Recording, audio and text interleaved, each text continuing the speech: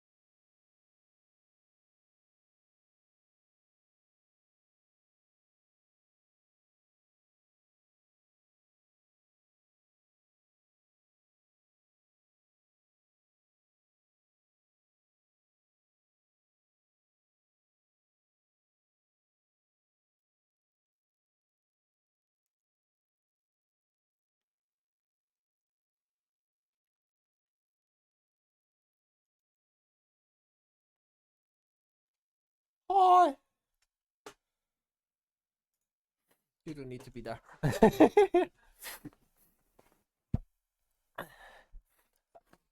How is everyone? I hope everyone is okay.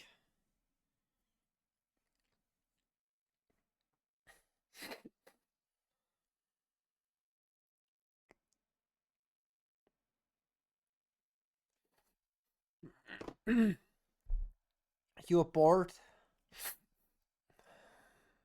Well, that suck.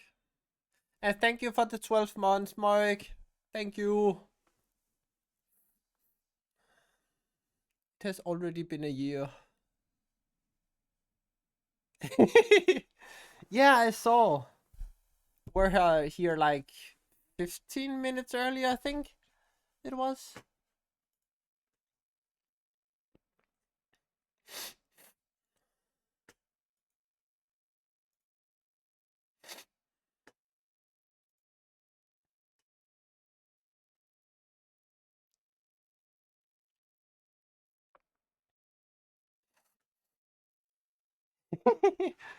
I appreciate that.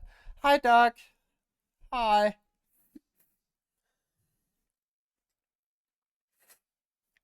Yeah, I thought it was important to write it right away.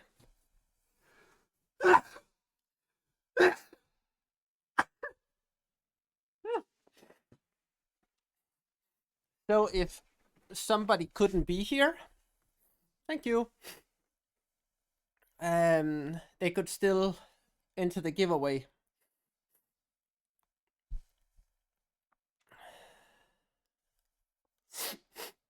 And thank you for the sub, Doc. I appreciate it.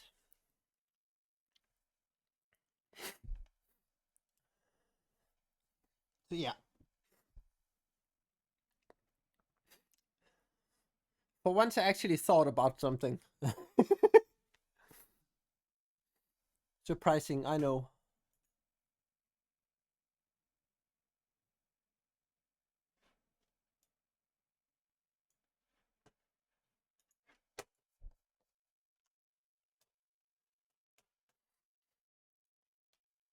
Yeah, be scared, Jin. Be scared.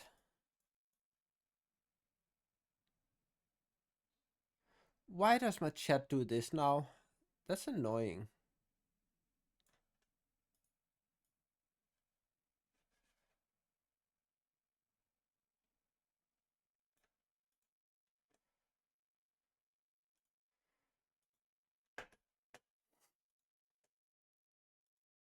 Docs, chat.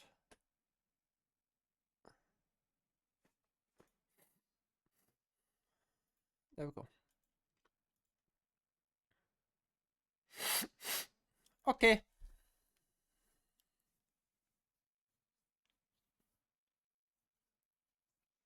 No, it's scary that I think.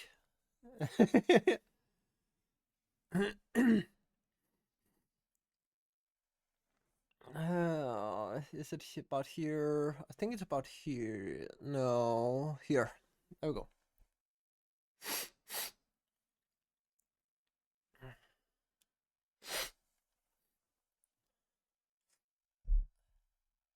So for the people who want to be in the giveaway, you gotta write exclamation bonbon to participate.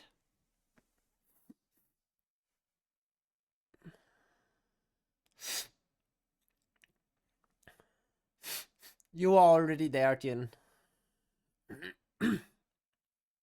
So you don't have to do it again.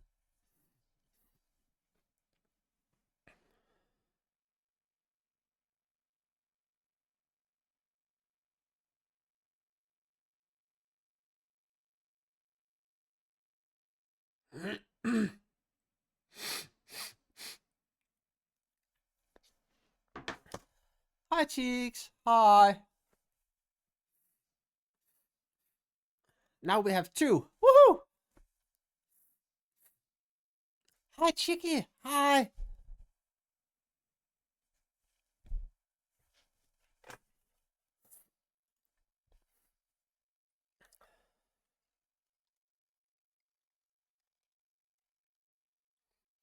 So, Cheeks, you should have gotten all of the um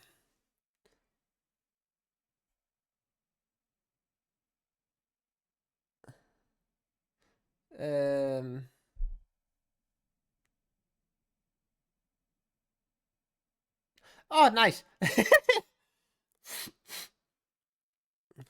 Awesome.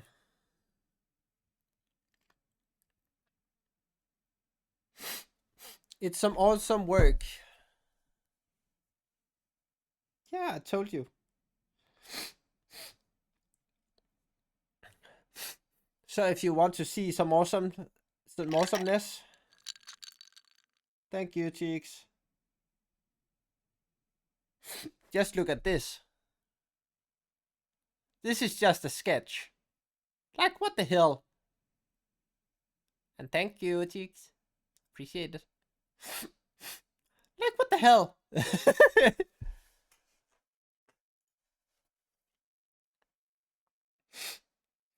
Hey, I'm showcasing good art.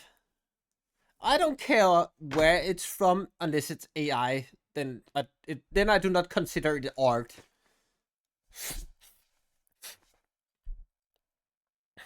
Yeah, apparently I'm good enough to be showcased.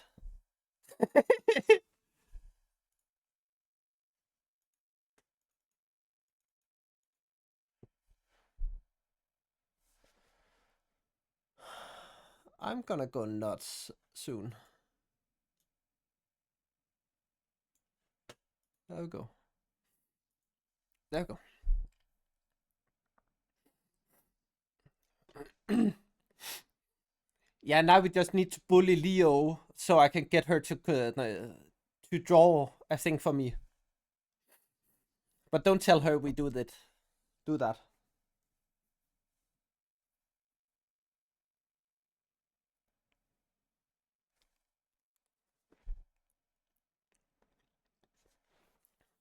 Eh.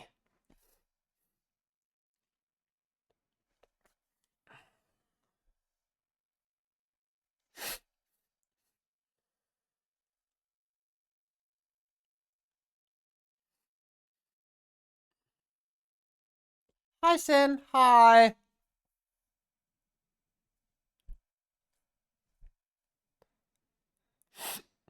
Oh, hi, Leo.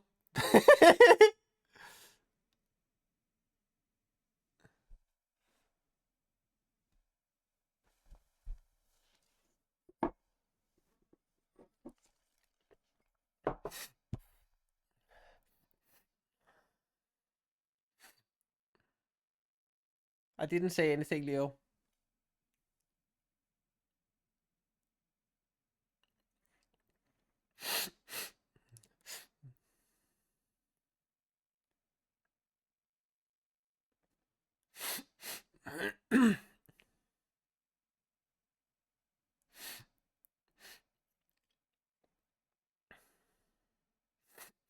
I have said nothing. Absolutely nothing.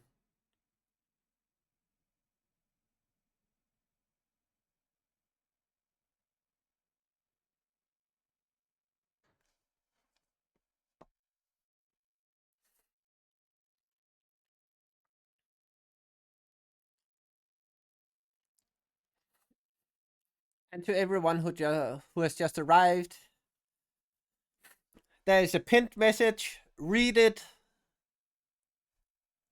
and let's have fun today.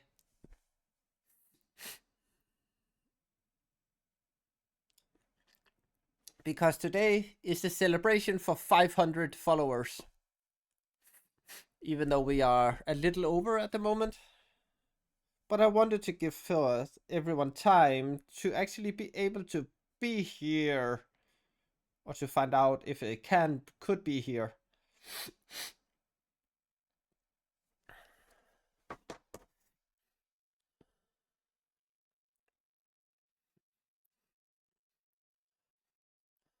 So if you wanna win a Bun Bun Cup, there is 3 you can win. It's either Book Bun, Danger Bun Bun, or Royal Guard Bun. That's the three you can choose.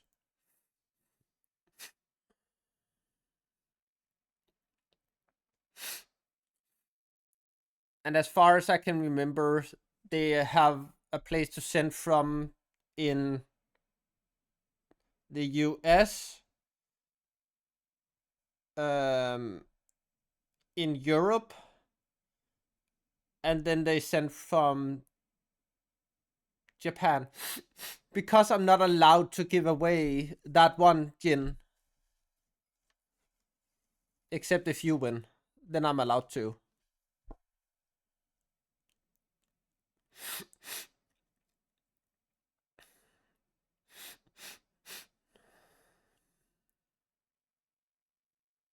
Yeah, if you win, I can.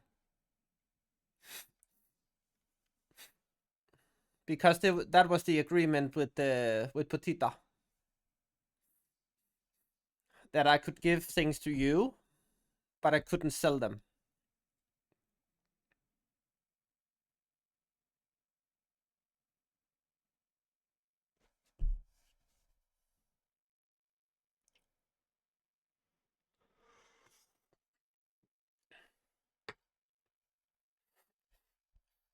If I should be able to sell them, then it would cost me, I think it's €90, and that would be like, I would have to sell 18 of them just to bring that in.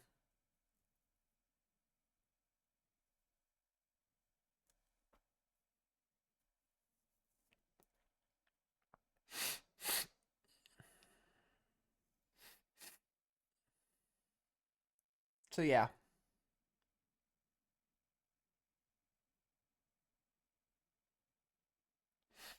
But also, everyone, remember, we have merch right here. Go check it out if you want some bunny merch.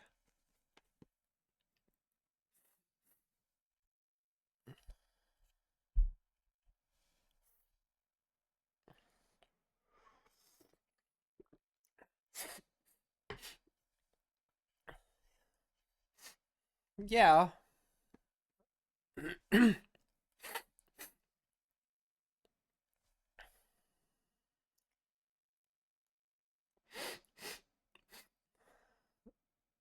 But at the moment, you are the only one who have bought.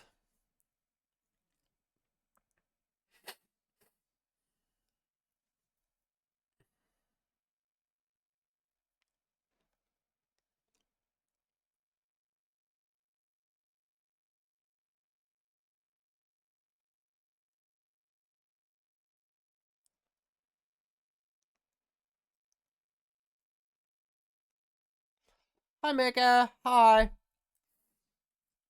Well, we are celebrating me hitting 500 followers today, so that's nice.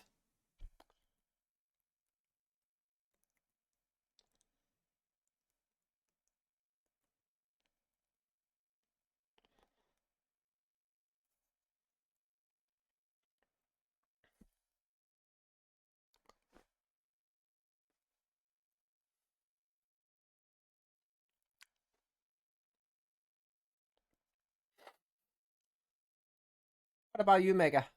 You fine?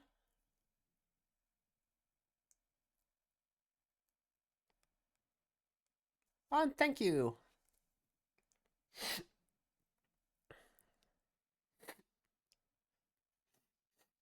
But yeah, if you want to be part of the giveaway, you can read the pinned message.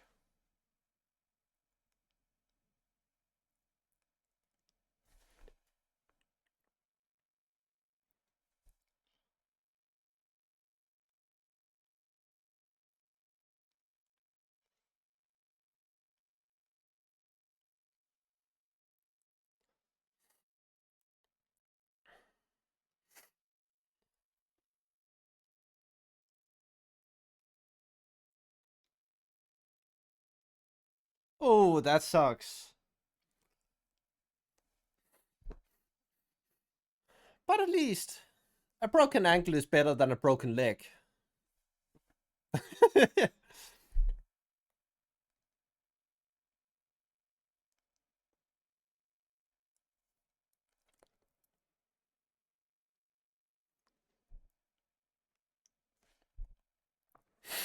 Or a broken arm. Imagine if you broke your arm and couldn't play any games. That would suck.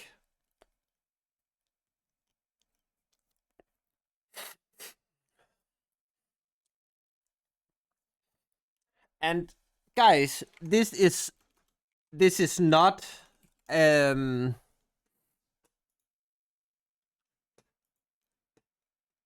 this is not anything I have been paid for, but I want to tell you about a game which I find very funny, and it's called Cinnabunny.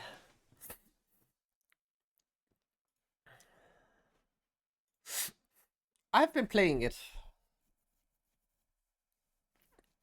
for the last couple of days.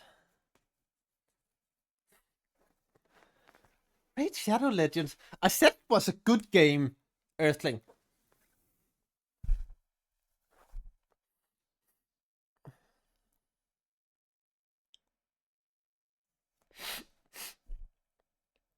But I also said it was a game I enjoyed. Do you really think I'm gonna enjoy that game?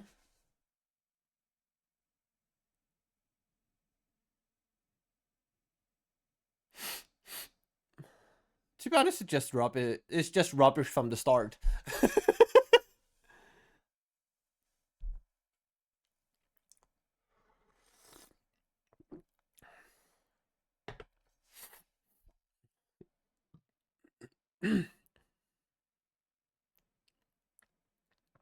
It is, and I really like it. And it's a solo dev who have made it.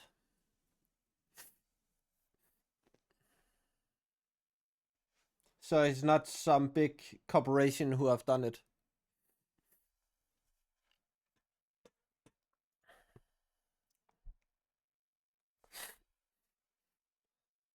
Well, it's a bakery.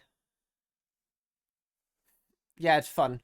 I'm gonna play it with a friend on Tuesday, I think it was. I think it was Tuesday.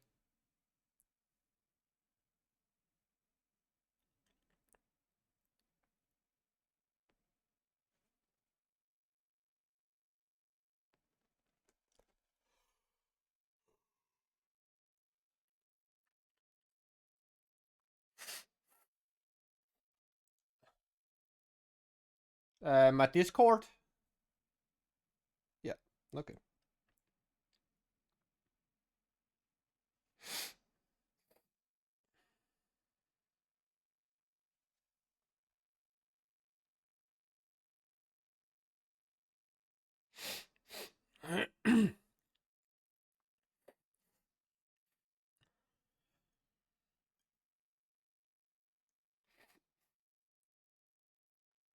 hmm.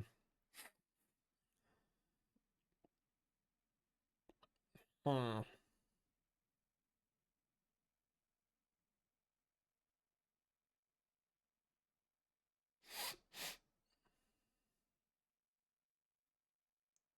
Yeah. I don't even know what to say.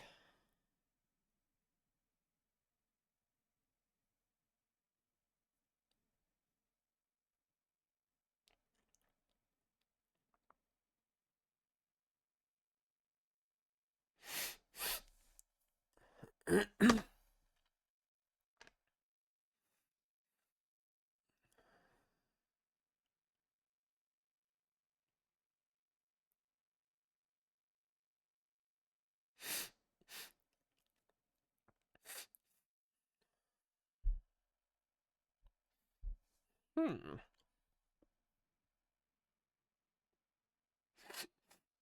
It's actually a very good pickup line, Jin. Nice work.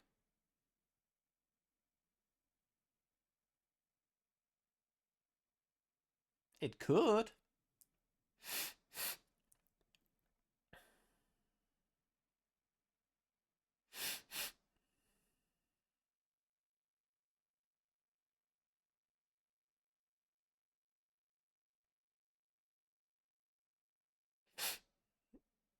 At least I think it's a nice pickup line. Very personalized.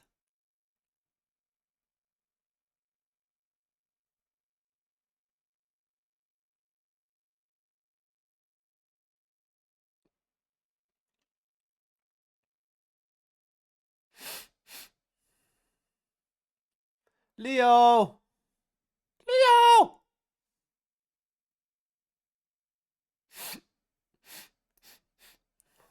Your phone is calling!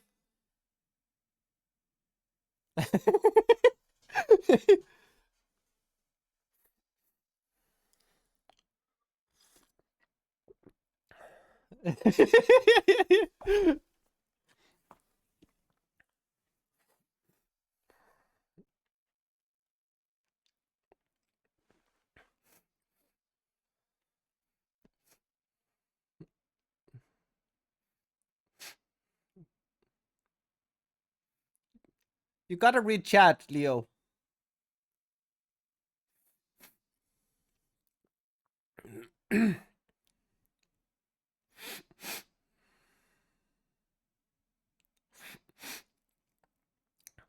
There's a very hot woman who is hitting on you.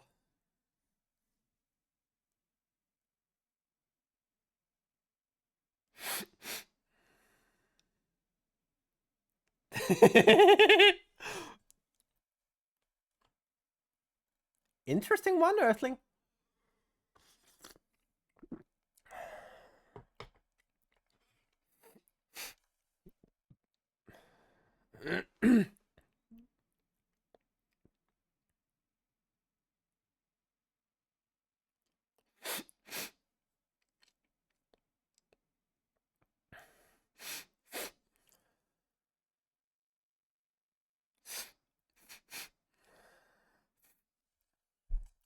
I would more say I use spaghetti because I want to see you.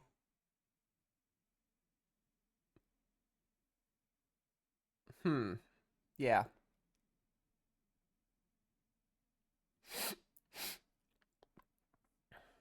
Or for me, it would be I use Japanese food because I would love to eat you.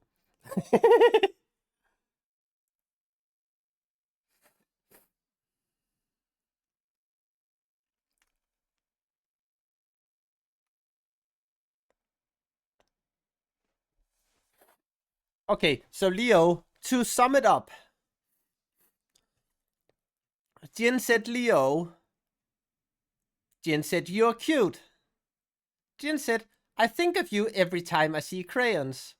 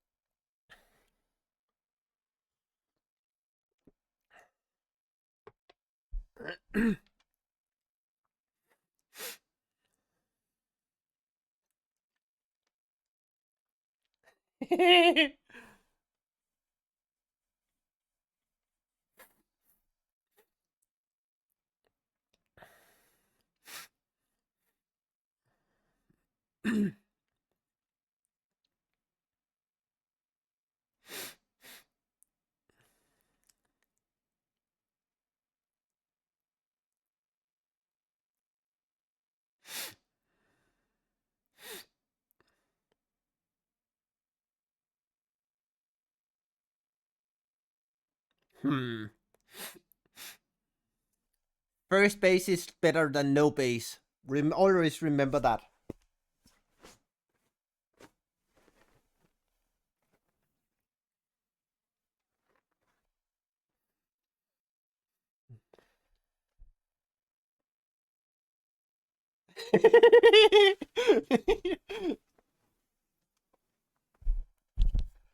Am I wrong?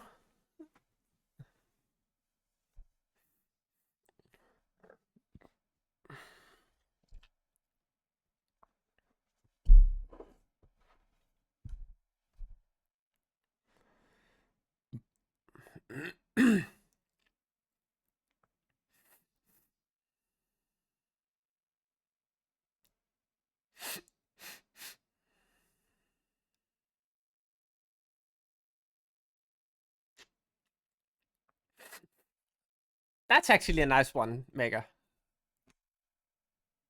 I like that one.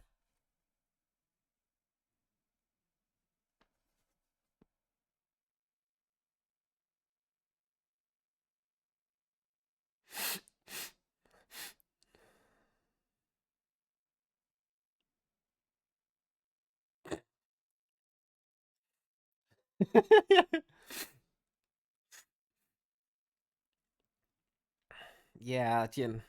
Yeah.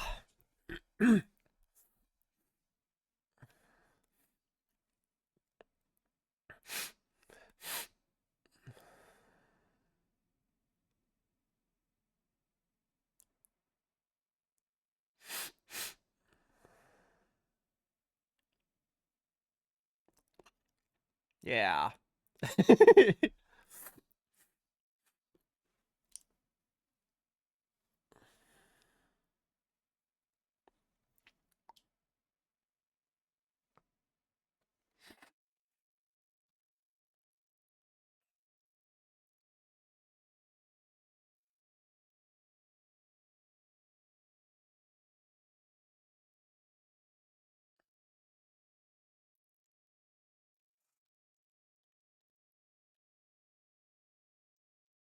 You could pull a queen close to you instead.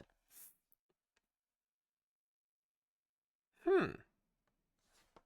That's also a way to think it, Jin.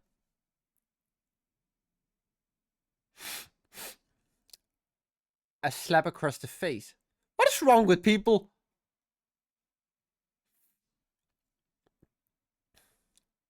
Why can't some people just say, no, you didn't. I'm not interested.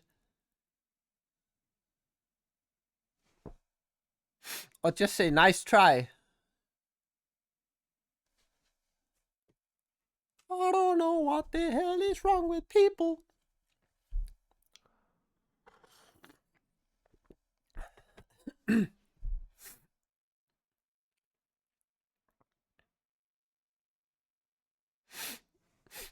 But yeah, on to reading.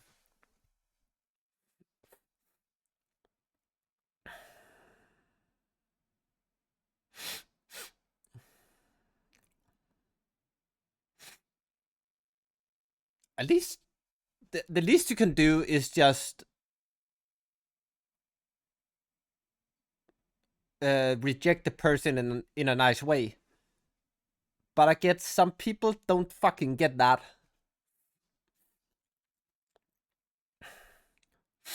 So it's kinda hard to know when to do it.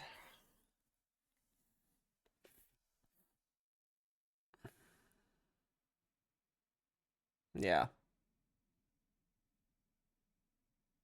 Eh.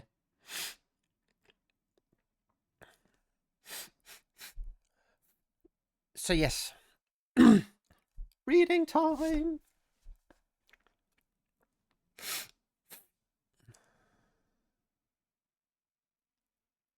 Plop.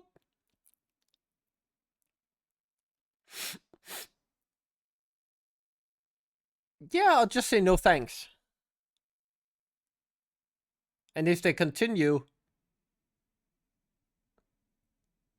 tell them I'm not interested. What didn't you understand from that?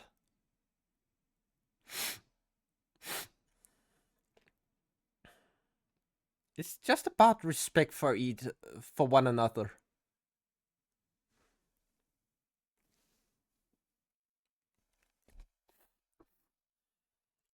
Oh yeah, I needed to look at something. Um, TP here, here.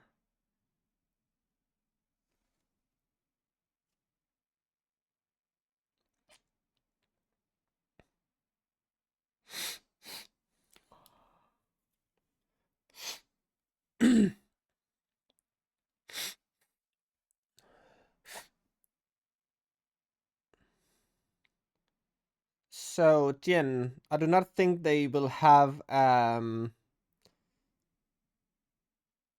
have a sale at the moment because the 4.0 version is coming out in next month. Hi, Lemon. Hi.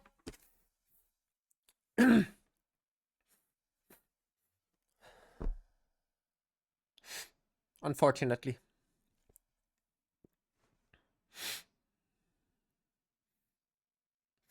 because the Jin Jin is nice, at, is is good at drawing.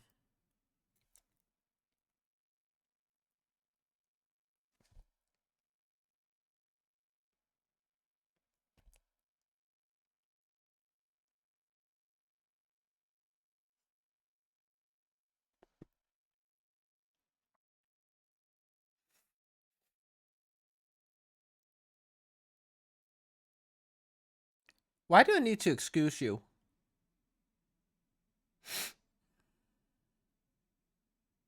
Yeah, you are good at drawing.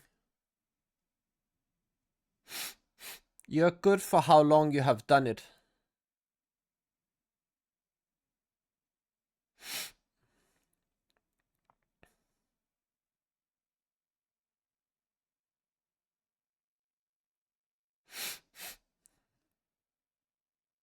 Yeah, and turtles and gins and bunnies.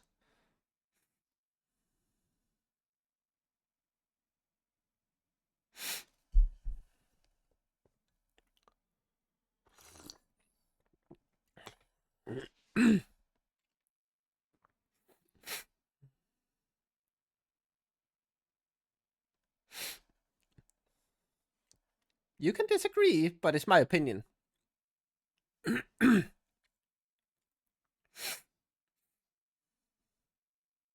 And you can't change that. Blah blah blah blah blah.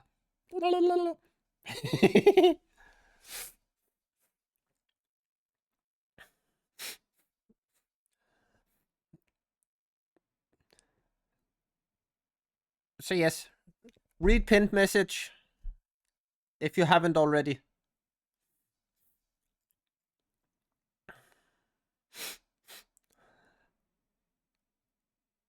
Jin, can you take the responsibility to tell people when they come in to read the pinned message and say hi to them?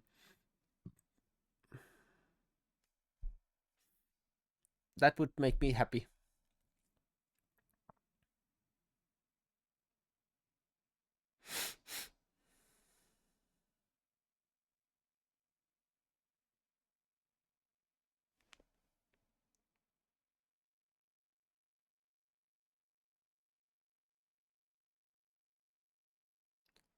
And then there was just dead silence.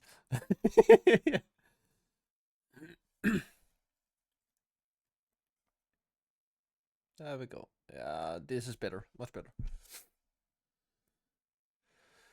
Oh, yeah.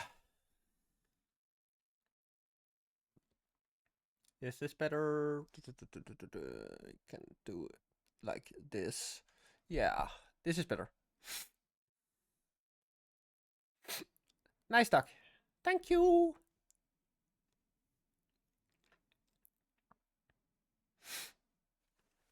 So it is reading time, because else I won't get the fluffing time to do it. Chapter 8, The Houses of Healing.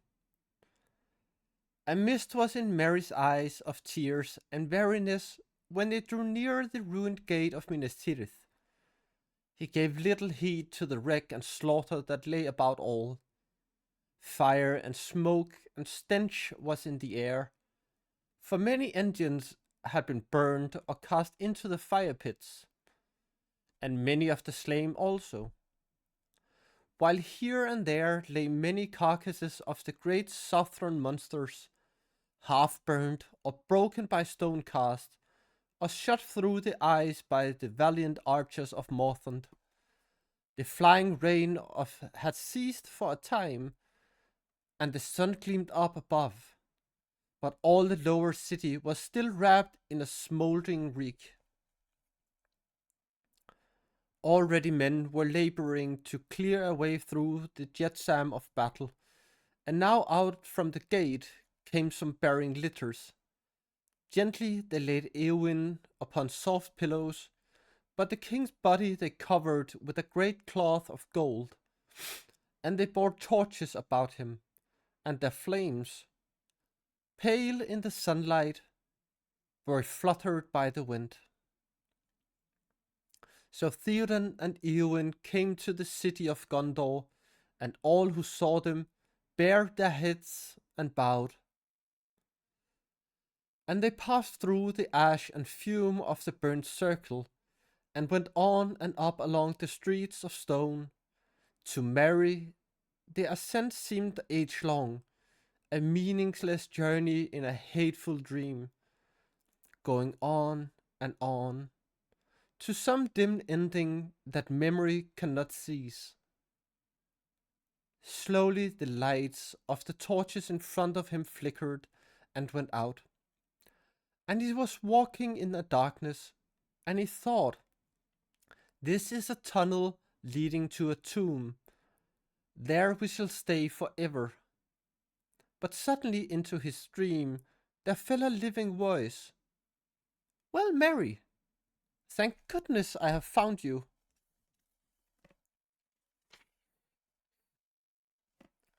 He looked up, and the mist before his eyes cleared a little. There was Pippin. They were face to face in a narrow lane, and but for themselves it was empty. He rubbed his eyes. Where's the king? He said. And Eowyn? Then he stumbled and sat down on a doorstep and began to weep again. They have gone up into the citadel, said Pippin. I think you must have fallen asleep on your feet and taken the wrong turn. When we found that you were not with them, Gandalf sent me to look for you. Poor old Mary. How glad I am to see you again. But you are worn out, and I won't bother you with any talk. But tell me, are you hurt or wounded? No, said Mary. Well, no, I don't think so. But I can't use my right arm. Pippin, not since I stabbed him. And my sword burned all away like a piece of wood. Pippin's face was anxious. Well, you had better come with me as quick as you can, he said.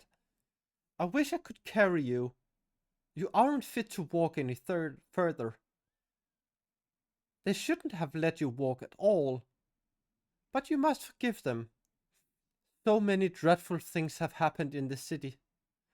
Mary, that one poor hobbit coming in from the battle is easily overlooked. It's not always a misfortune being overlooked, said Mary. I was overlooked just now by... No, I can't speak of it. Help me, Pippin. It's all going dark again, and my arm is so cold. Lean on me, Mary lad, said Pippin. Come now, foot by foot. It's not far. Are you going to bury me? Said Mary.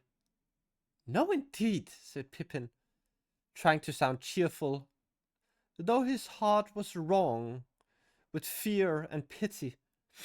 No, we are going to the houses of healing. They turned out of the lane that ran between tall houses and the outer wall of the fourth circle, and they regained the main street, climbing up to the citadel. Step by step they went, while Mary swayed and murmured as one in sleep. I will never get him there, thought Pippin. Is there no one to help me? I can't leave him here. Just then, to his surprise, a boy came running up behind, and as soon as he passed, he recognized Bergil Baragon's son. Hello, Bergil, he called. Where are you going? Glad to see you again, and still alive. I'm running errands for the healers, said Bergil. I cannot stay. Don't, said Pippin. But tell them up there that I have a sick hobbit, a Pyrian, mind you, come from the battlefield. I don't think he can walk so far. If Mithrandir is there, he'll be glad of the message. Berkel ran on. I'd better wait here, thought Pippin. So he let Merry sink down gently onto the pavement, into a patch of sunlight, and then he sat down beside him, laying Mary's head in his lap. He felt his body and limbs gently, and took his friend's hands in his own. The right hand felt icy to the touch. It was not long before Gandalf himself came in search of them. He stooped over Merry and caressed his brow. Then he lifted him carefully. He should have been born in honor into this city, he said. He has well repaid my trust. For if Elrond had not yielded to me, neither of you would have set out, and then far more grievous would the evils of this day have been. He sighed, and yet here is another charge on my hand, while all the time the battle hangs in the balance. So at last Faramir and Eowyn and Meriadoc were laid in the beds in the houses of healing, and there they were tended well. For though all law was in these latter days fallen from its fullness of old, the leechcraft of Gondor was still wise, and skilled in the healing of wound and hurt. And all such sickness as east of the sea mortal men were subjected to, save old age only. For that they have found no cure, and indeed the span of their lives had now waned to little more than that of other men. And those among them who passed the tale of 5 years with vigor were grown few, save some houses of purer blood. But now their art and knowledge were baffled.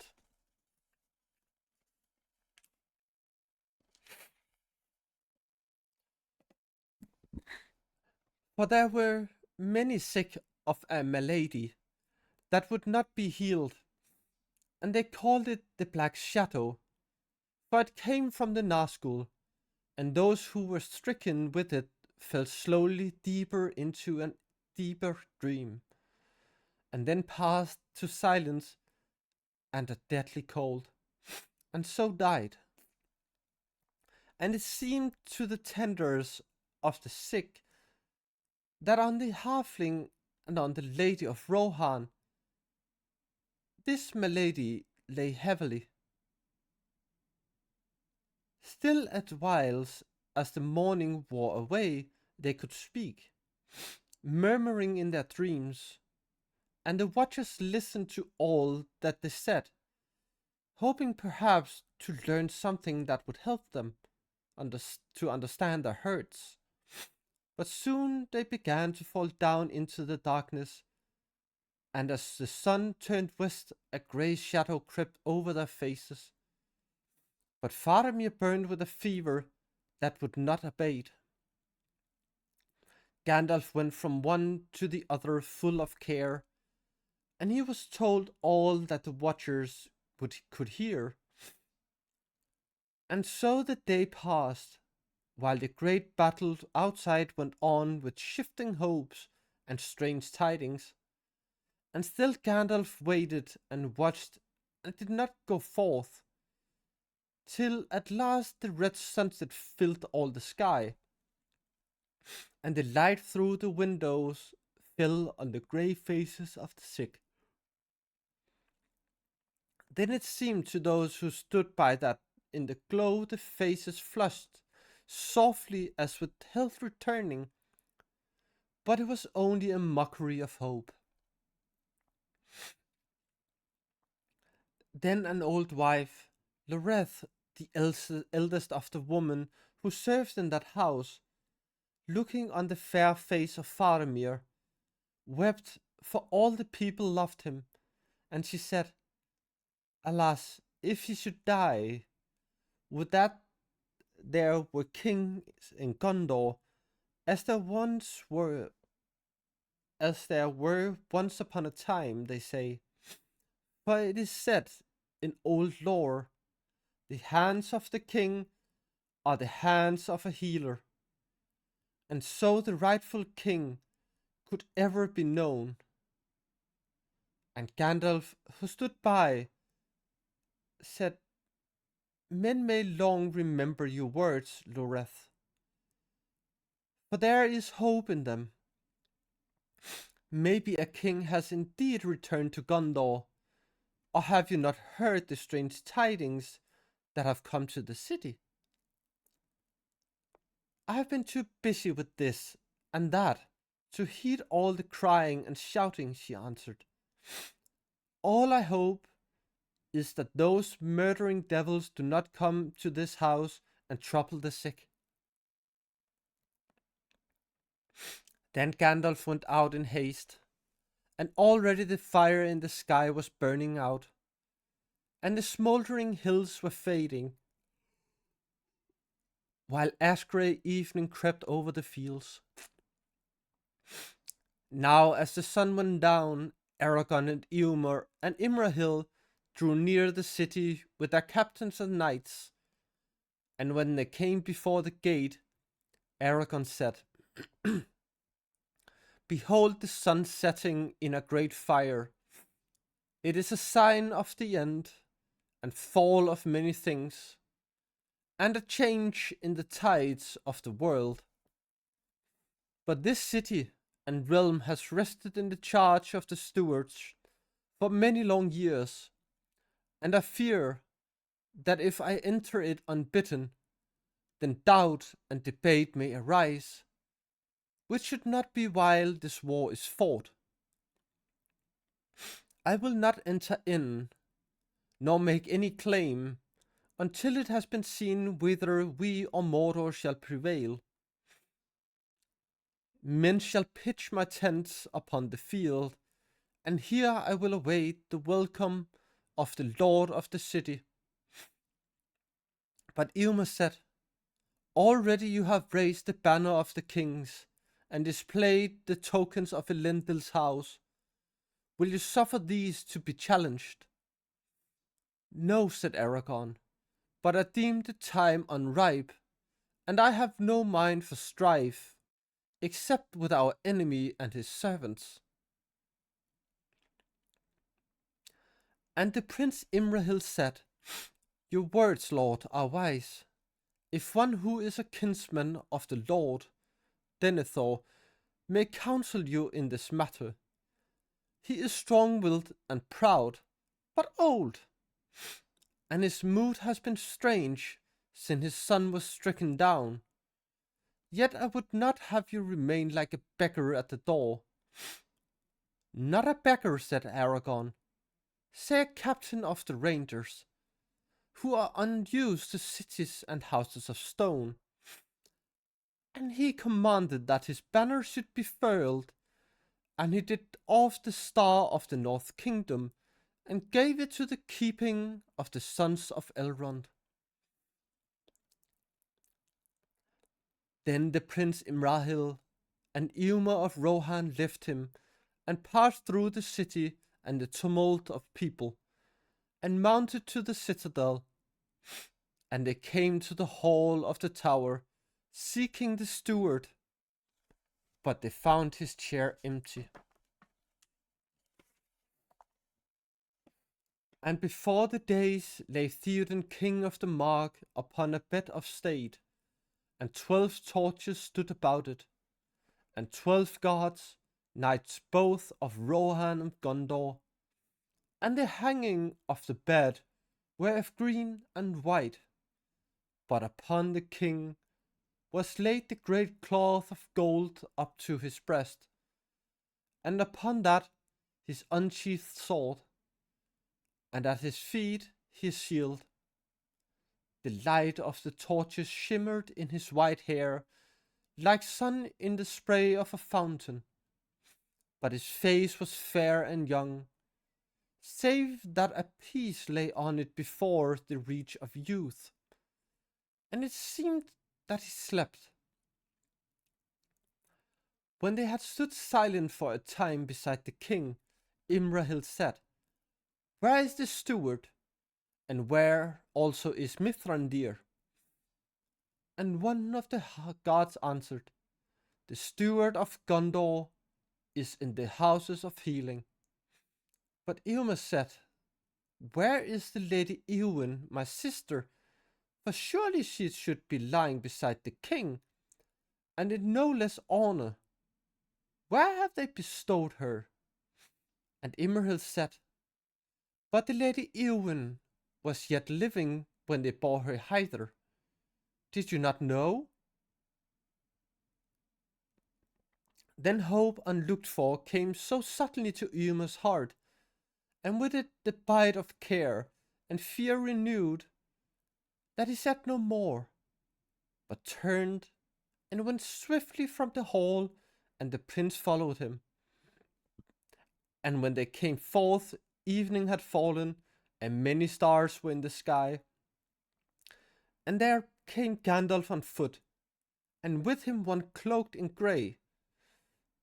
And they met before the doors of the houses of healing. And they greeted Gandalf and said, "We seek the steward, and men say that he is in this house. Has anyone heard befallen him? And the Lady Eowyn, where is she?" So yes, we are gonna take a little break, have a little stretch, get some tea, get some water, get something to drink, and then we will be back in about 4 minutes. See you in a little bit.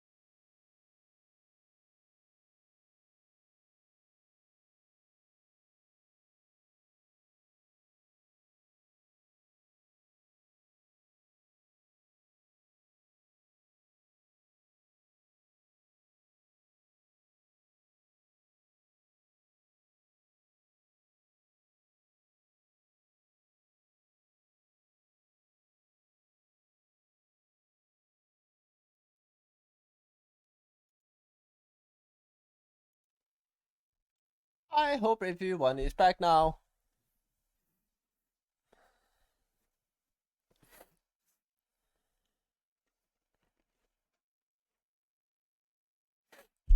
That sucks, Jin. A good stretch is always nice.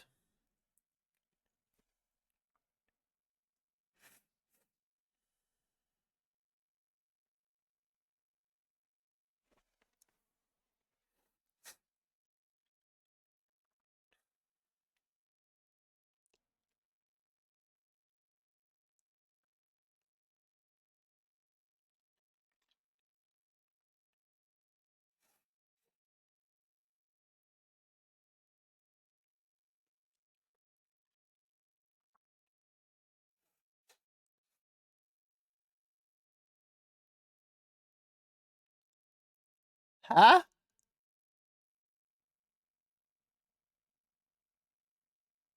What does that mean?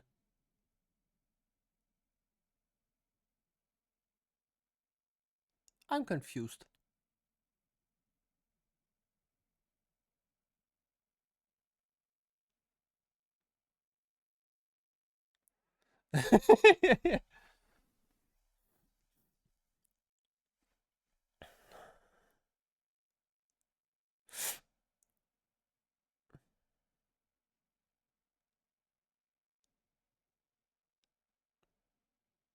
That could be funny.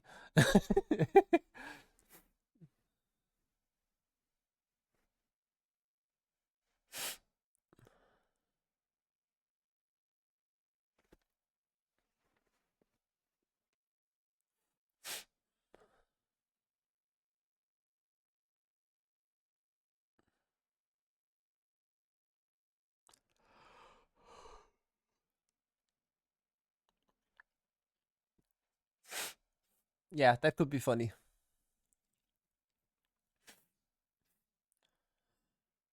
Okay. So we got to here. And Gandalf answered, "She lies within and is not dead, but is near death. But the Lord Faramir was wounded by an evil dart, as you have heard, and he is now the steward, for Denethor has departed, and his house is in ashes." And they were filled with grief and wonder at the tale that he told. But Imrahil said, "So victory is shorn of gladness, and it is bitter bought, if both Gondor and Rohan are in one day bereft of their lords. Eomer rules the Rohirrim. Who shall rule the city meanwhile? Shall we not send now for the Lord Aragorn?" And the cloaked man spoke and said, "He is come." And they saw as he stepped into the light of the lantern by the door that it was Aragorn. Hi, cheeks. Wrapped in the grey cloak of Lorien, above his mail, and bearing no other token than the green stone of Galadriel. "I have come because Gandalf begs me to do so," he said. "But for the present I am but the captain of the Dunedain of Arnor, and the Lord of Dol Amroth shall rule the city until Faramir awake. But it is my counsel that Gandalf should rule us all in the days that follow, and in our dealings with the enemy." And they agreed upon that. Then Gandalf said, "Let's not stay at the door, for the time is urgent. Let us enter. For it is only in the coming of Aragorn that any hope remains for the sick that lie in the house." Thus spake Lothrith, wise woman of Gondor. "The hands of the king are the hands of a healer, and so shall the rightful king be known." Then Aragorn entered first, and the others followed. And there at the door were two guards in the livery of the citadel, one tall but the other scars the height of a boy, and when he saw them, he cried aloud in surprise and joy, "Strider, how splendid! Do you know? I guessed it was you in the black ships, but they were all shouting corsairs and wouldn't listen to me. How did you do it?" Aragorn laughed and took the hobbit by the hand. "Well met indeed," he said, "but there is not time yet for travelers' tales." But Imrahil said to Eomer, "Is it thus that we speak to our kings? Yet maybe he will wear his crown in some other name." And Aragorn, hearing him, turned and said, "Verily, for in the high tongue of old I am Elisar, the Elfstone, and Invinyatar, the Renewer." And he lifted from his breast the green stone that lay there. "But Strider shall be my name of my house, if that be ever established. In the high tongue it will be. Yeah, it will not sound so ill. And Tolkontar I will be, and all the heirs of my body." Ooh, that's nice, cheeks. And with that they passed into the house, and as they went towards the room where the sick were tended,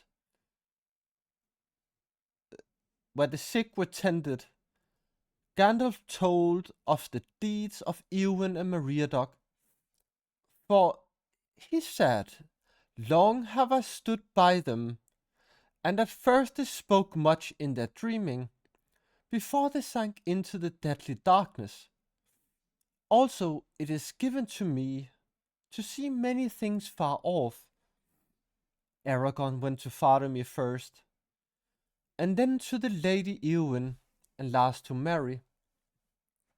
When he had looked on the faces of the sick, and seen the hurts, he sighed, Here I must put forth all such power and skill as is given to me," he said. "Would that Elrond were here, for he is the eldest of all our race, and has the greatest power." And Eomer, seeing that he was both sorrowful and very, said, "First you must rest, surely, and at the least eat a little." But Aragorn answered, "Nay, for these three, and most soon for Faramir, time is running out. All speed is needed." Then he called to Lothrith, and he said, "You have store in this house of herbs of healing."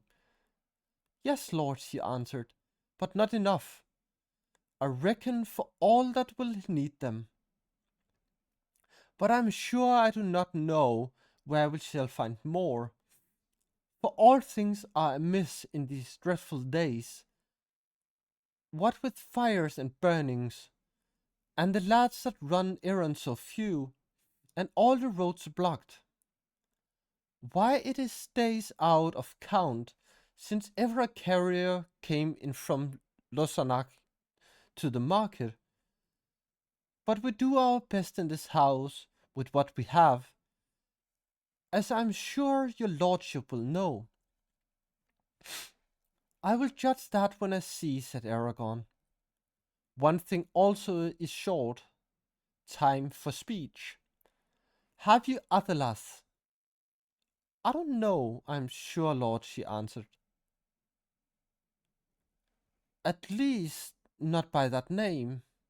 I will go and ask of the herb master. He knows all the old names." "It is also called Kingsfoil," said Aragorn, "and maybe you know it by that name, for so the country folk call it in these latter days." "Oh, that," said Lothrith. "Well, if your lordship had named it at first, I could have told you. No, we have none of it, I am sure. Why, I have never heard that it had any great virtue, and indeed I have often said to my sisters, when we came upon the growing in the woods, kingsfoil, I said, this a strange name, and I wonder why this is called so. For if I were a king, I would have plants more bright in my garden. Still it smells sweet when bruised, does it not? If sweet is the right word, wholesome maybe is nearer. Wholesome verily, said Aragon. And now, dame, if you love the Lord Faramir, run as quick as your tongue, and get me Kingsfoil. If there is a leaf in the city, and if not, said Gandalf, I will ride to Losanach with Loreth behind me, and I shall take and she shall take me to the woods, but not to her sisters. Thank you for the lurk, son, and Shadowfax shall show her the meaning of haste. When Loreth was gone, Aragorn bade the other woman to make water hot. Then he took Faramir's hand in his, and laid the other hand upon the sick man's brow. To me, hi!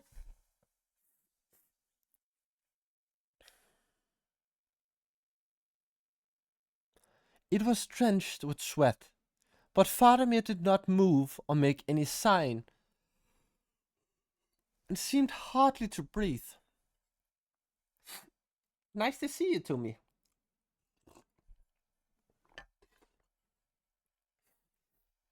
Oh yeah, Tommy. I have a question for a modification for the banner.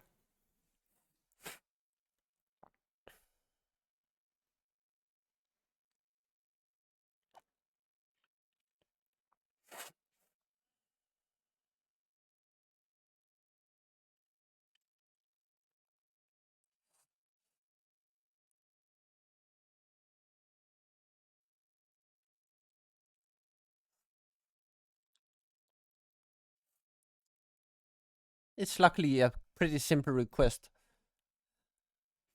It's just to make it 920 by 1080, so I can use it in videos or as a background.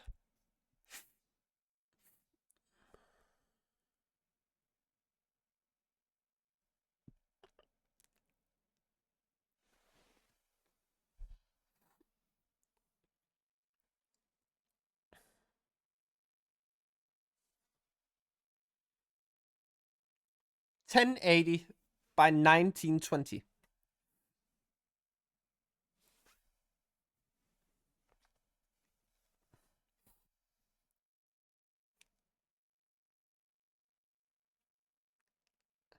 Yeah.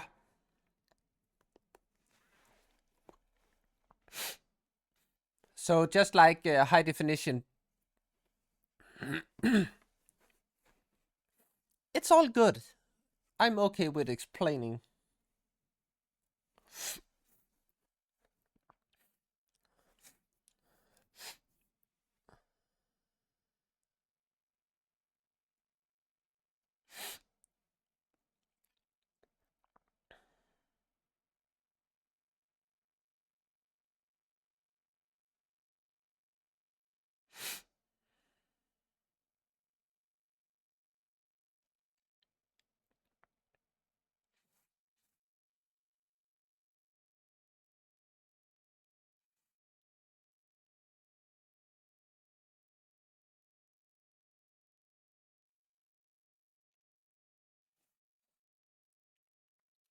I'm also okay with sending you a message on Discord or Instagram or wherever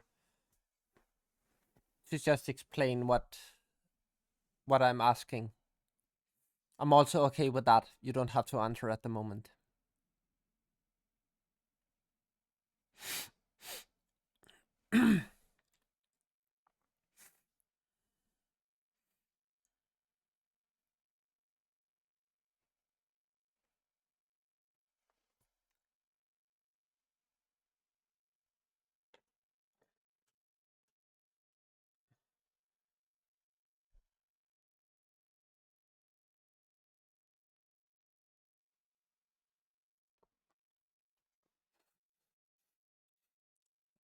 Oh, I just meant to add something on top, like taller shelves or taller bookcase, taller, yeah, where the books are standing in. And then some below, like a floor, so it will still have this same kind of perspective. But I will write you exactly what I mean.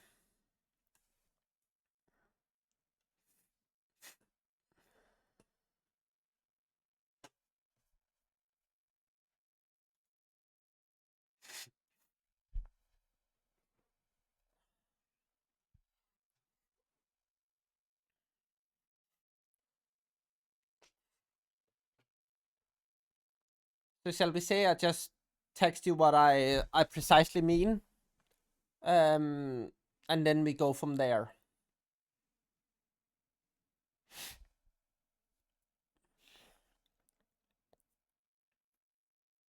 Awesome.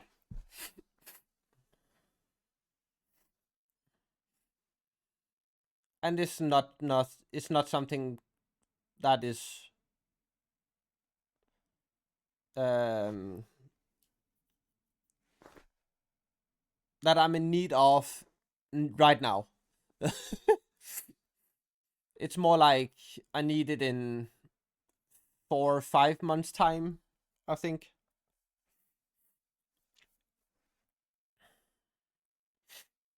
So yeah,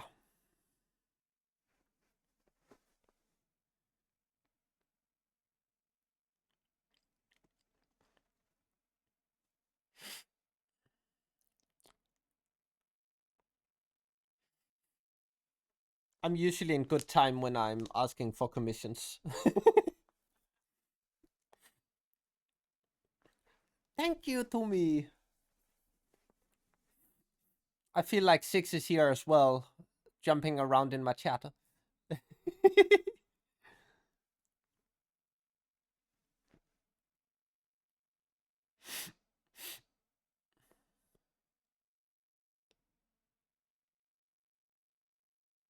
I need a birthday card and look pretty by Friday.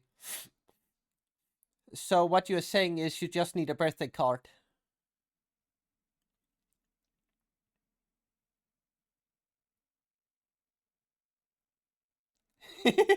Exactly.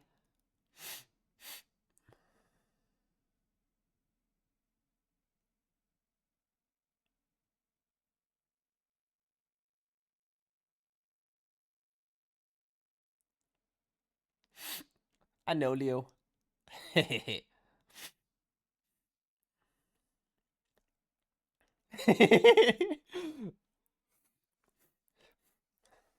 It's many years of training.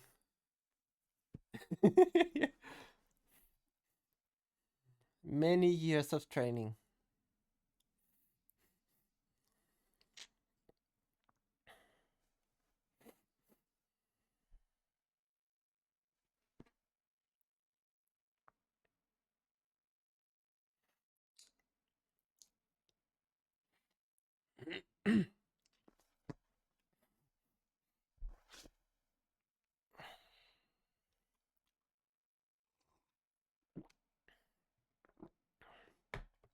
You are being taken seriously.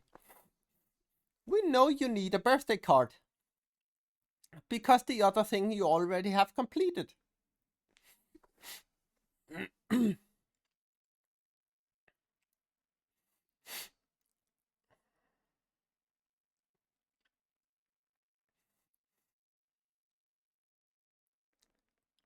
Well, as far as I know, there's at least 3 people here saying that you are pretty.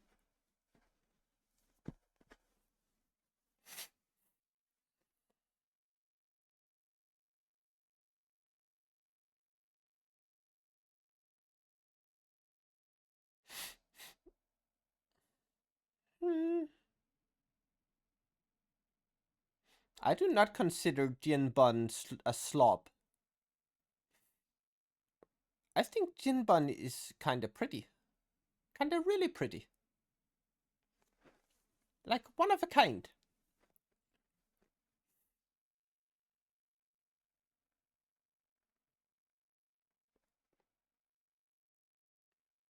Very much one of a kind.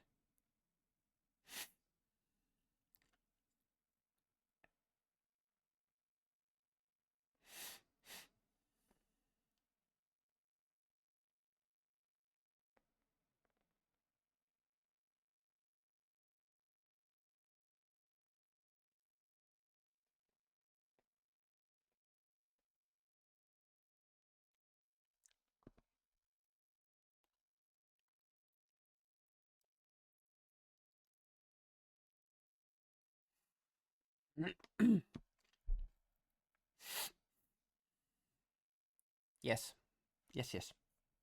Very pretty.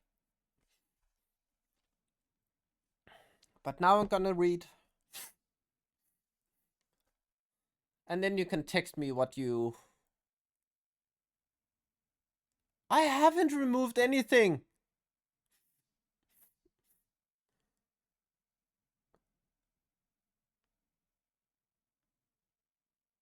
What do you mean? I haven't removed anything.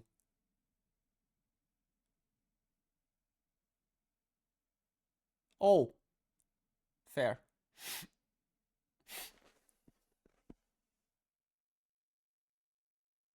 You can't just come in here and say she removed that. Because then I think you talk about me.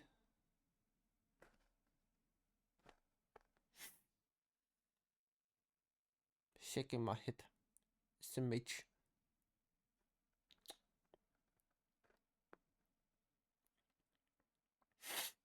That's some cute ducks.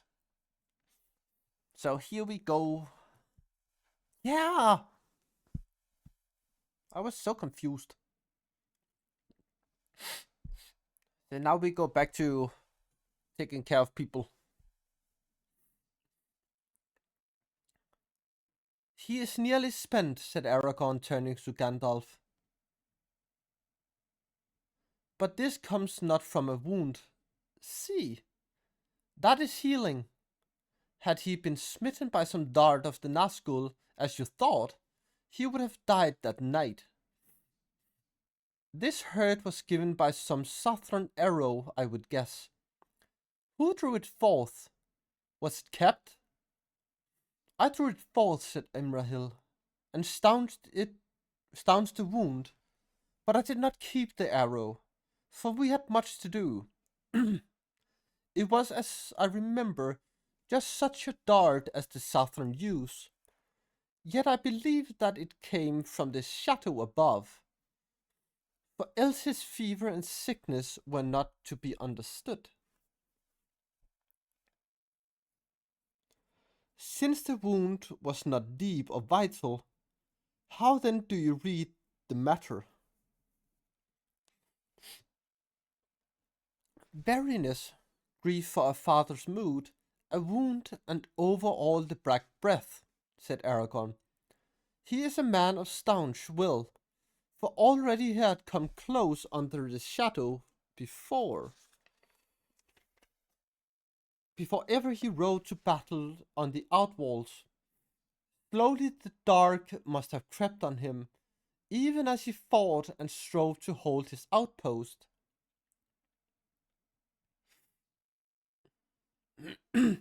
would that I would that I could have been here sooner. Thereupon the herbmaster entered. Your lordship asked for Kingsfoil, as the rustics name it, he said, or the Athalas in the noble tongue, or to those who know somewhat of the Valinorian. I do so, said Aragorn, and I care not whether you say now Asi Arianon or Kingsfoil, so long as you have some. Your pardon, lord, said the man. I see you as a lawmaster, not merely a captain of war. But alas, sir, we do not keep the sting in the house of healing, where only the gravely hurt or sick are tended, for it has no virtue that we know of.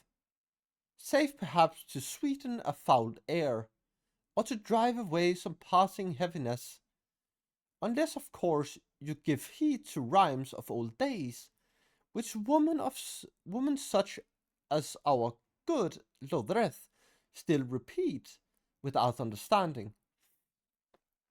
When the black breath blows and death's shadow grows, all lights pass, come Athelas, life to the dying, in the king's hand lying. It is but a doggerel, I fear, garbled in the memory of old wives. Its meaning I leave to your judgment, if indeed it has any. But old folks still use an infusion of the herb for headaches. Then, in the name of the king, go and find some old man of less law and more wisdom who keeps some in his house, cried Gandalf. Now Aragorn knelt beside Faramir and held a hand upon his brow, and those that watched felt that some great struggle was going on. For Aragorn's face grew grey with weariness, and ever and anon he called the name of Faramir, but each time more faintly to the hearing, as if Aragorn himself was removed from them, and walked afar in some dark vale, calling for one that was lost.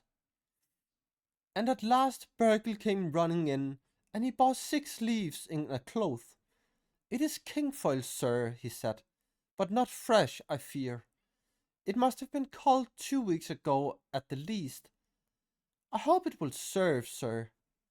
Then looking at Faramir, he burst into tears. But Aragorn smiled. It will serve, he said. The worst is now over. Stay and be comforted.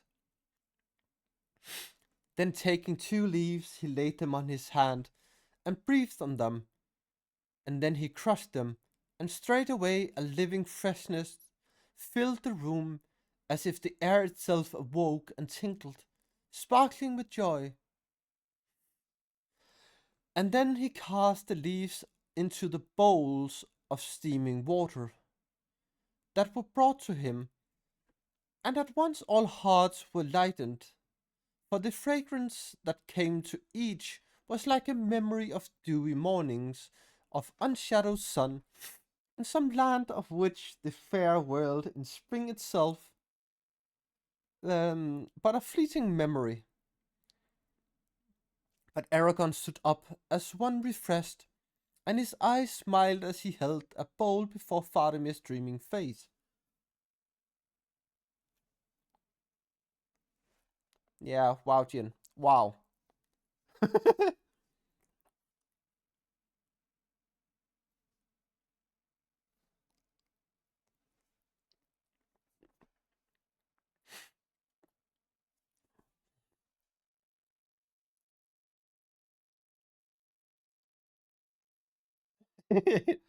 No, not that wow. Not the game wow. No Destiny either. No, no. They won't let me be named Bun Bun. Then they can go find some other players. Big no. No, no.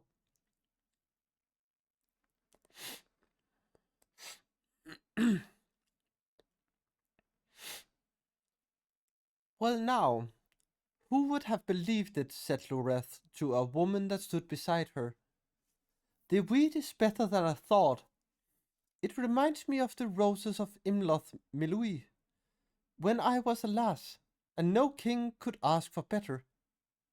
Suddenly Faramir stirred, and he opened his eyes, and he looked on Aragorn, who bent over him, and a light of knowledge and love was kindled in his eyes, and he spoke softly. My lord, you called me. I come. What does the king command? That's completely fine to me.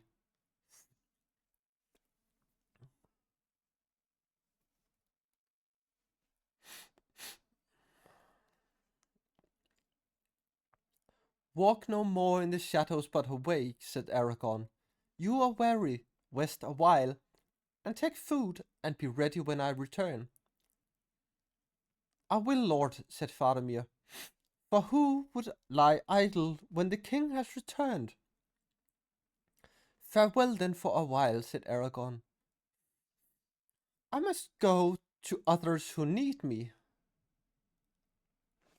Hi, Pingu. Hi.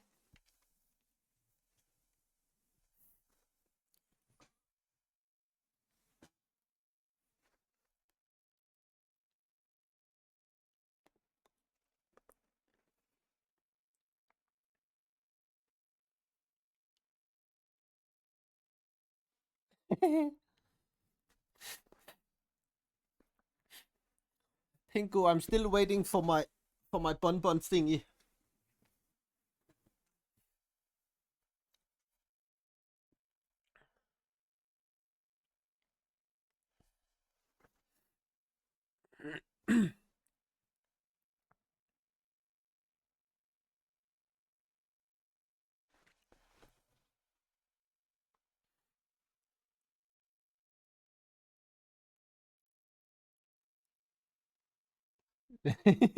Pingu bun.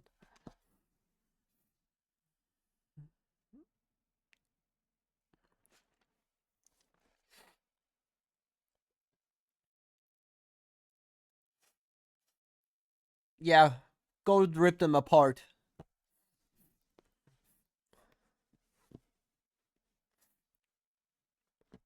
Just take the head and just stuff them down the capacitors.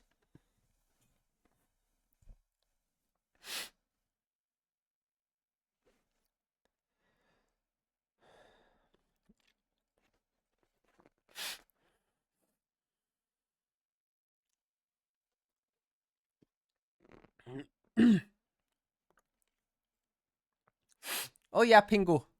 You gotta read the pen message.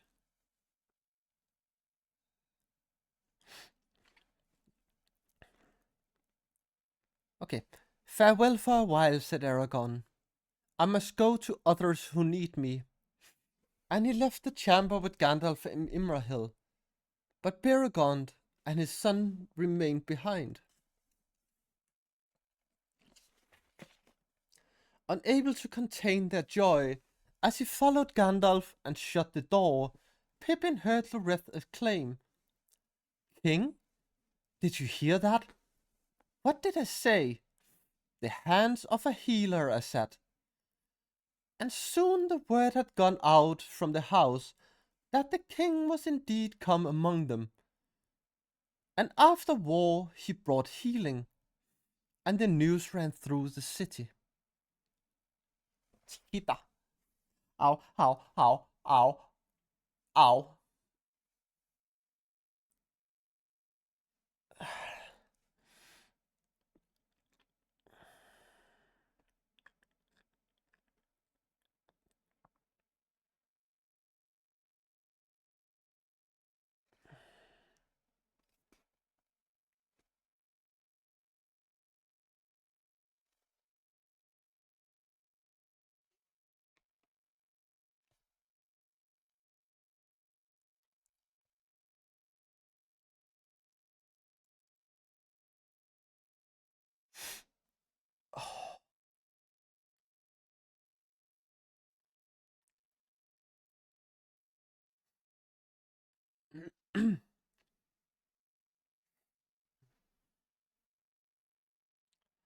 But Aragorn came to Eowyn, and he said, Here there is a grievous hurt and a heavy blow. The arm that was broken has been tended with due skill, and it will mend in time if she has the strength to live. It is the shield arm that is maimed, but the chief evil comes through the sword arm. In that there seems no life, although it is unbroken. Alas, for she was pitted against a foe beyond the strength of a mind or body, and those who will take a weapon to such an enemy must be sterner than steel. If the very shock shall not destroy them. It was an evil doom that set her in this path, for she is a fair maiden, fairest lady of a house of queens, and yet I know not how I should speak of her. When I first looked on her and perceived her unhappiness, it seemed to me that I saw a white flower standing straight and proud, shapely as a lily, and yet knew that it was hard, as if wrought by elf right out of steel. Or was it, maybe, a frost that had turned its sap to ice? Or so it stood, bitter sweet, still fair to see, but stricken, soon to fall and die. Her malady begins far back before this day, does it not, Ilma? Hehe, nice. Nice food.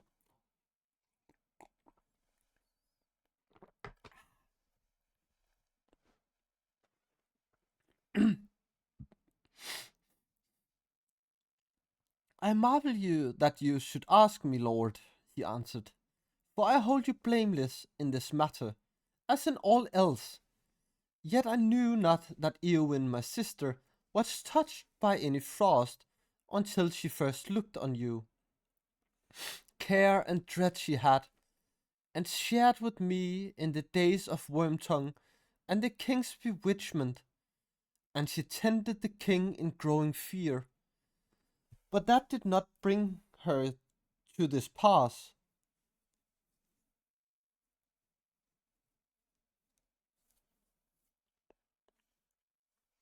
My friend, said Gandalf, you had horses and deeds of arms, and the free fields, but she, born in the body of a maid, had a spirit and courage at least to match of yours. Yet she was doomed to wait upon an old man whom she loved as a father, and watch him falling into a mean dishonored dotage, and her part seemed to her more ignoble than that of the staff he leaned on. Think you that Wormtongue had poisoned only Theoden's ears? The thought, what is the house of Eel but a thatched barn where brigands drink in the reek and their brats roll on the floor among their dogs? Have you not heard those words before? Saruman spoke them, the teacher of Wormtongue. Though I do not doubt that Wormtongue at home wrapped their meaning in terms more cunning. My lord, if your sister's love for you, and her will still bent to her duty, had not restrained her lips, you might have heard even such things as these escape them. But who knows what she spoke to the darkness, alone, in the bitter watches of the night, when all her life seemed shrinking, and the walls of a bower closing in about her, a hutch to trammel some wild thing in. Then Ilma was silent, and looked on his sister, as if pondering anew all the days of the past life together. But Aragorn said, I saw also what you saw, Ilma. Few other griefs amid the ill chances of this world have more bitterness and shame for a man's heart than to behold the love of a lady so fair and brave that cannot be returned. Sorrow and pity have followed me ever since I left her desperate in Dunharrow and rode to the paths of the dead, and no fear upon that way was so present as the fear for what might befall her. And yet, Ilma, I say to you that she loves you more truly than me. For you she loves and knows, but in me she loves only a shadow and a thought. I hope of glory and of great deeds, and lands far from the fields of Rohan.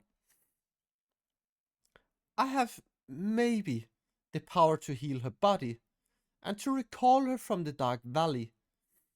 But to what she will awake, hope or forgetfulness or despair, I do not know. And if to despair, then she will die unless other healing comes which I cannot bring. Alas, for her deeds have set her among the queens of great renown.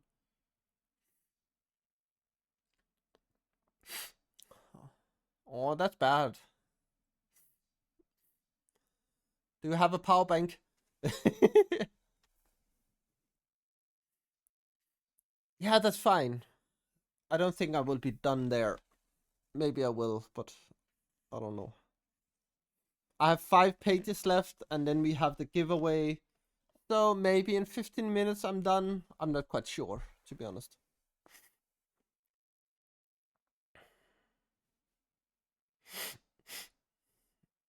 Yeah. Then Aragon stooped and looked in her face, and it was indeed white as a lily, cold as frost, and hard as graven stone. But he bent and kissed her on the brow, and called her softly, saying, Eowyn, Eowyn's daughter, awake, for your enemy has passed away. She did not stir, but now she began again to breathe deeply, so that her breast rose and fell beneath the white linen of the sheet. Once more Aragon bruised 2 leaves of Athelas and cast them into steaming water, and he laved her brow with it, and her right arm lying cold and nerveless on the coverlet. Then at her brow, Jin, brow, like the things which are above your eyes.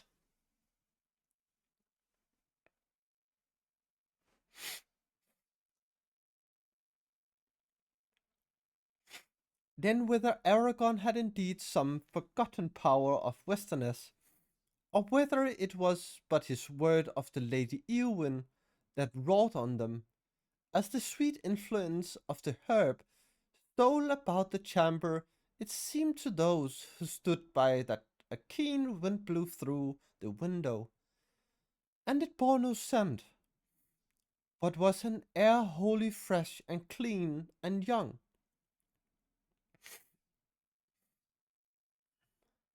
as if it had not before been breathed by any living thing, and came new made from snowy mountains high beneath a dome of stars, or from shores of silver far away watched by seas of foam. Awake, Eowyn, Lady of Rohan, said Aragon again, and he took her right hand in his, and felt it warm with life returning. Awake, the shadow is gone, and all darkness was clean. Then he laid her hand in Eomer's and stepped away. Call her, he said, and he passed silently from the chamber. Eowyn, Eowyn, cried Eomer, amid his tears. But she opened her eyes and said, Eomer, what joy is this? For they said that you were slain. Nay, but that was only the dark voices in my dream. How long have I been dreaming? Not long, my sister, said Eomer, but think no more on it. I am strangely weary, she said. I must rest a little, but tell me, what of the Lord of the Mark?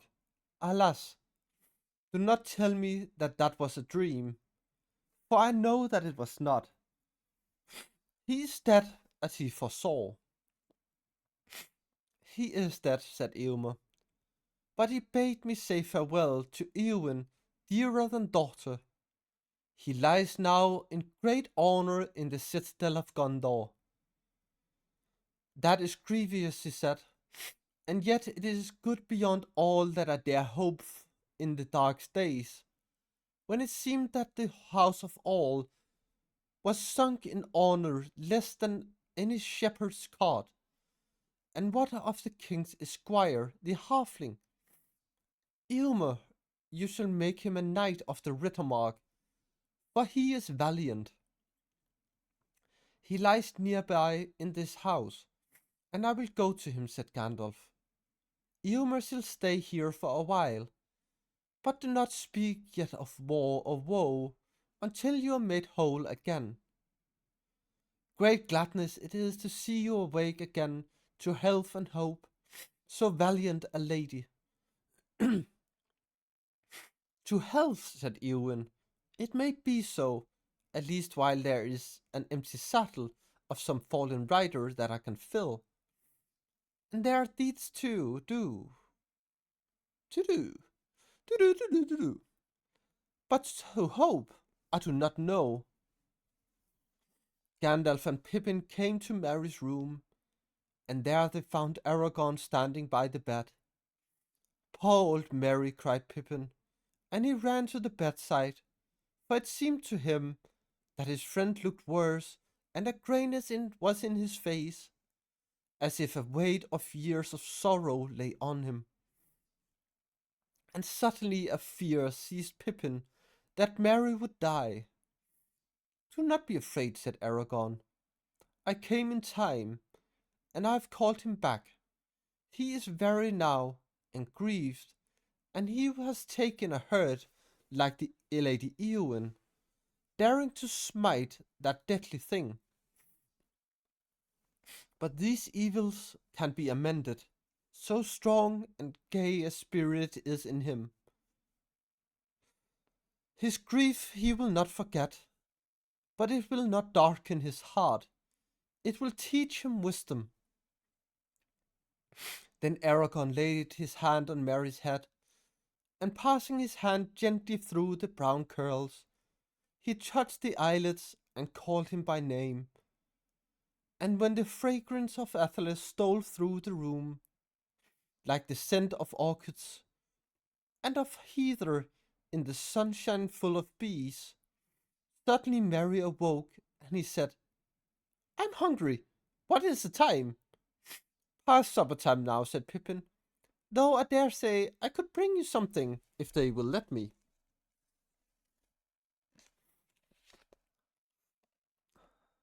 They will indeed, said Gandalf, and anything else than that this rider of Rohan may desire, if it can be found in Minas Tirith, where his name is in honor. Good, said Merry. Then I would like supper first, and after that a pipe. At that his face clouded. No, not a pipe. I don't think I will smoke again. Why not, said Pippin. Well, answered Merry slowly, he's dead. It has brought it all back to me.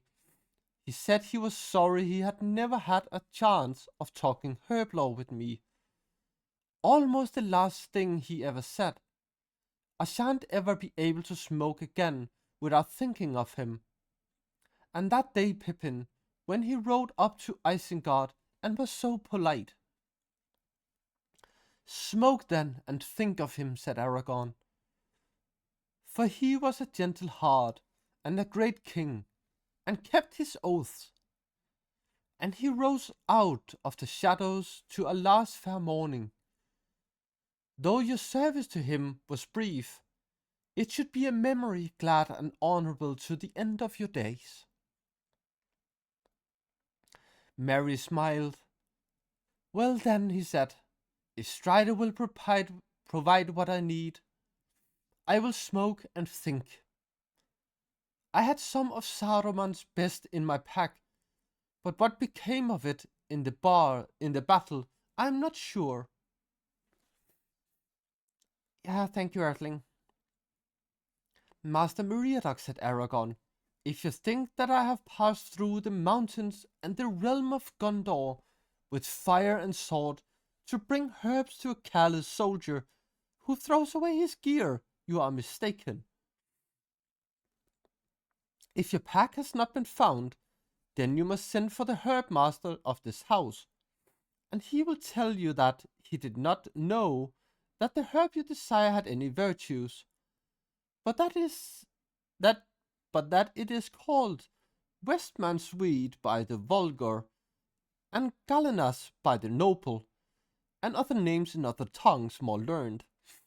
And after adding a few half forgotten rhymes that he does not understand, he will regretfully inform you that there is none in this house, and he will leave you to reflect on the history of tongues.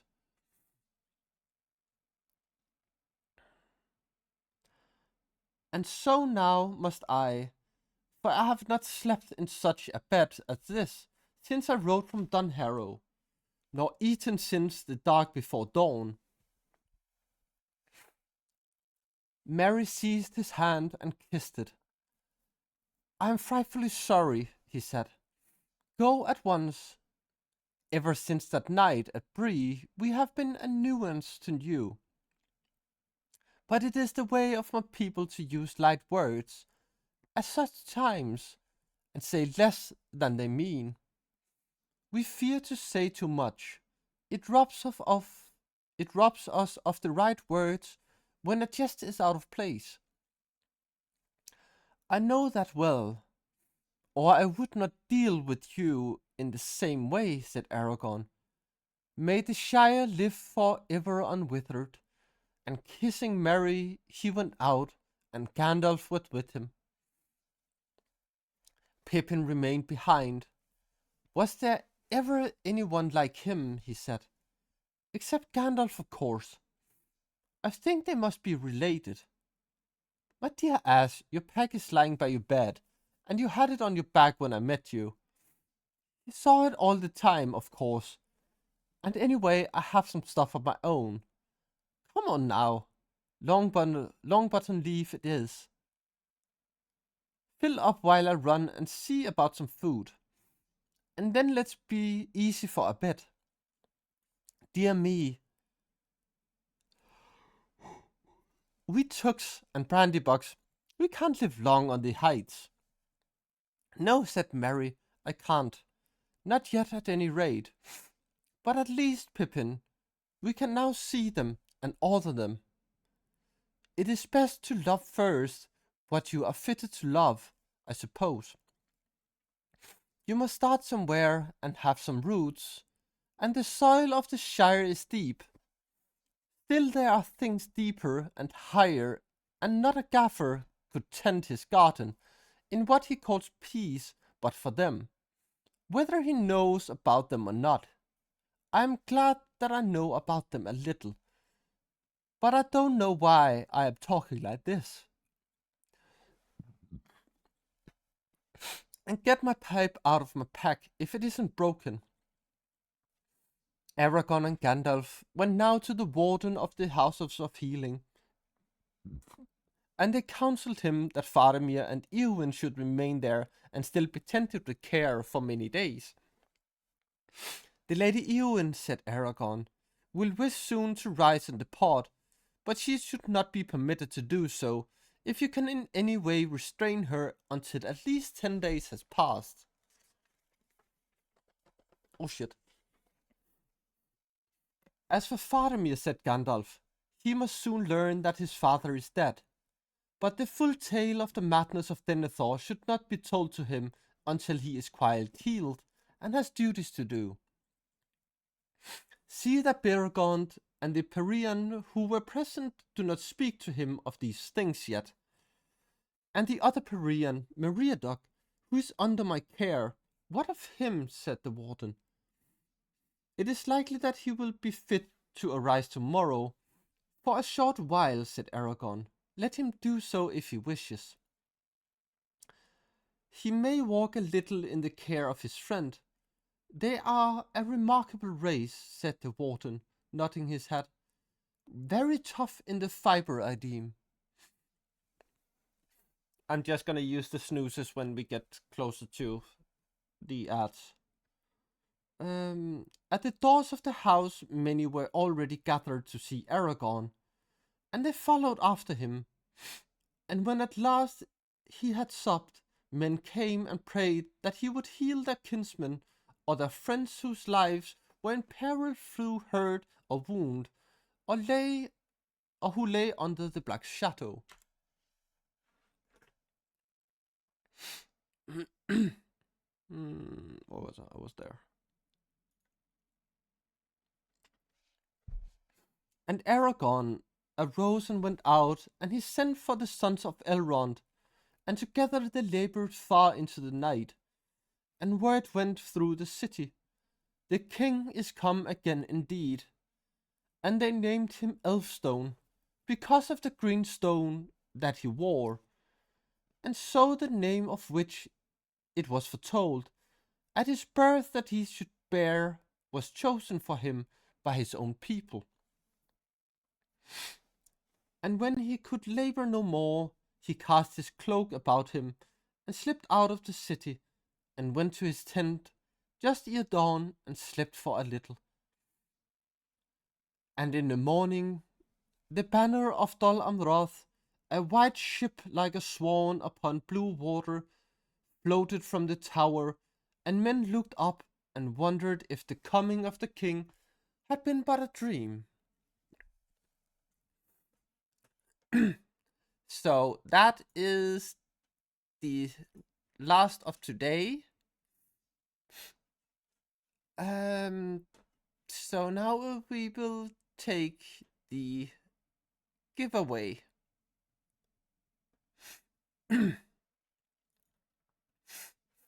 And remember, it is the last time you have to enter the giveaway. If you haven't, I will give you 2 minutes and then I will roll it.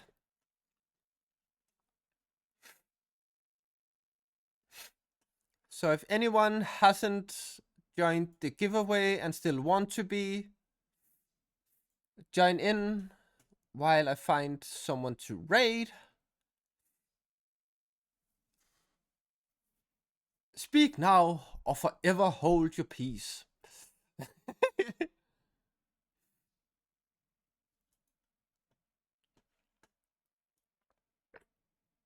Yeah, I have found one.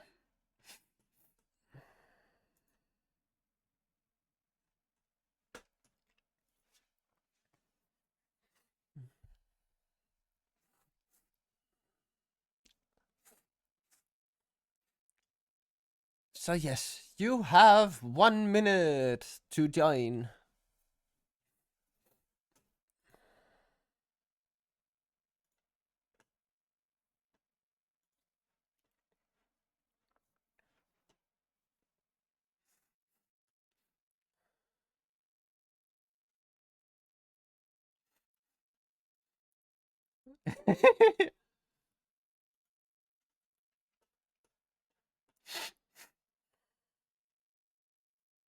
Peace, peace, peace, peace, peace, peace. You have 30 seconds.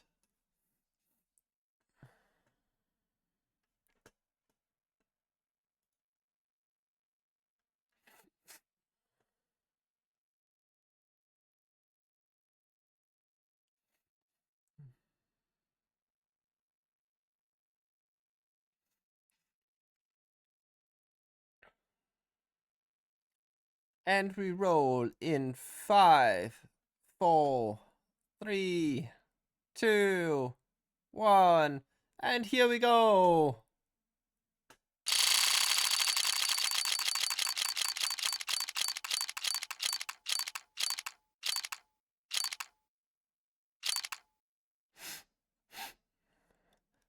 And we had a winner. Doug Martin, you are the winner of your own Bun Bun Cup.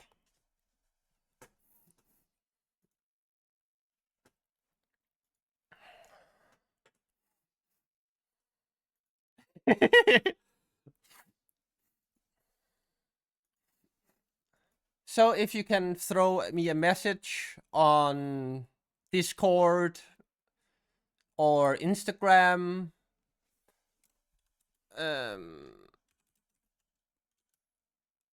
it wasn't that. It was it this? No, I can't fucking remember. But yeah, send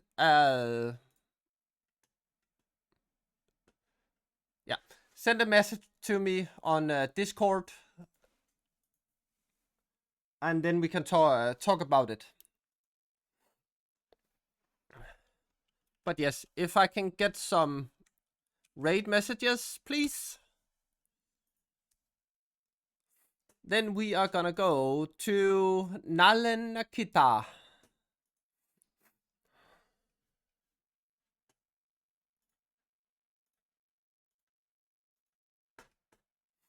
And thank you for tuning in.